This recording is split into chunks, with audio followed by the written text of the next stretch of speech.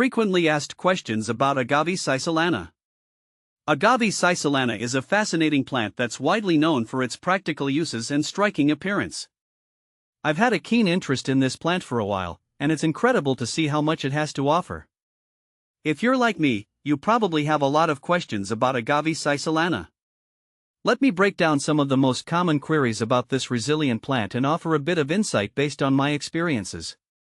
See more 304 species in genus Agave at monsteraholic.com. What fiber comes from Agave Sisalana? One of the first things that drew me to Agave Sisalana is its production of sisal fiber. This fiber is incredibly durable and has been used for centuries to make a variety of products. You'll often find sisal fiber in ropes, twine, and even paper. It's one of the strongest natural fibers, which explains why it's so popular in industries that require tough materials. In my experience, sisal products hold up exceptionally well in outdoor environments, which is a testament to the plant's durability. Why is Agave Sisalana called a needle and thread plant? The nickname needle and thread plant is pretty literal when it comes to Agave Sisalana.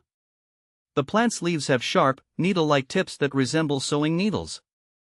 These needles, paired with the fibrous threads inside the leaves, gave rise to the name. While I've never personally used the plant for sewing, I've seen how the fibers are strong enough to create makeshift threads, hence the practical connection between the plant and its nickname. How to care for Agave Sisalana? Caring for Agave Sisalana is relatively easy, especially if you're used to growing succulents or drought-tolerant plants. In my experience, the plant thrives in well-draining soil and requires minimal water. I water mine once every 2 weeks during the summer and even less in the cooler months. It's a low-maintenance plant that loves sunlight, so be sure to place it in a bright location if you want it to flourish. One key thing to watch out for is overwatering. Agave Sisalana, like most agave species, is sensitive to root rot. I always ensure the soil is completely dry before watering again, which helps avoid this common issue. How to propagate Agave Sisalana? Propagating Agave Sisalana is a rewarding process, and I've done it a few times with great success. The easiest method is by using the plant's offsets or pups. These small plants grow around the base of a mature Agave Sisalana. Once they're large enough, you can gently remove them and replant them in their own pot. Just be sure to give them a few days to callus over before planting, which helps prevent any rot. Can you grow Agave Sisalana indoors? Agave Sisalana can be grown indoors, but it's important to consider its size. The plant can grow quite large, and its leaves are sharp, so you'll need enough space to accommodate it. In my experience, the plant thrives better outdoors, especially in climates that mimic its native environment.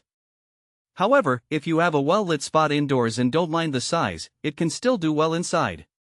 Just keep in mind that it needs plenty of light, so a sunny window is a must. Is Agave Sisalana toxic? Yes, Agave Sisalana can be toxic to both humans and pets. The sap inside the leaves can cause skin irritation, so I always handle it with gloves.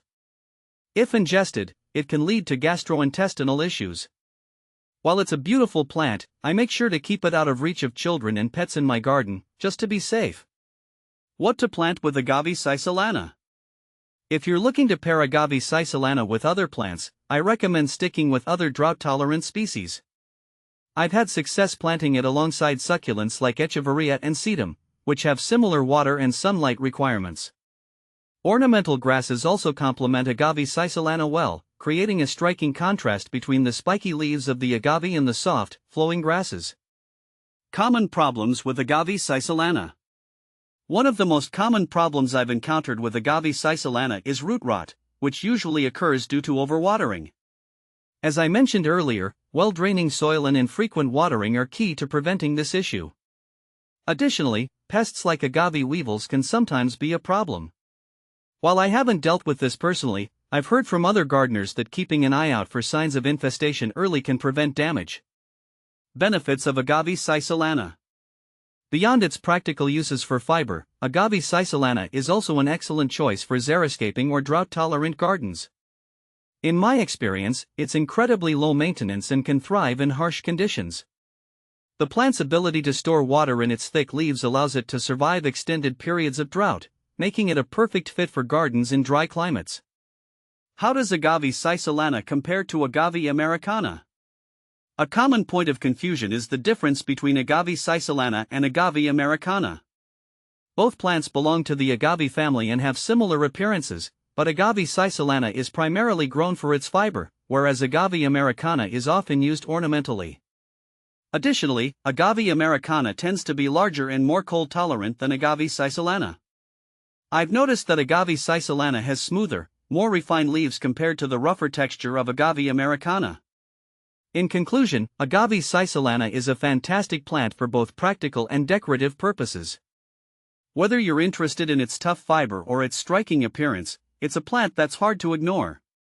If you're considering adding one to your collection, I hope my experiences help you take care of and enjoy this remarkable species.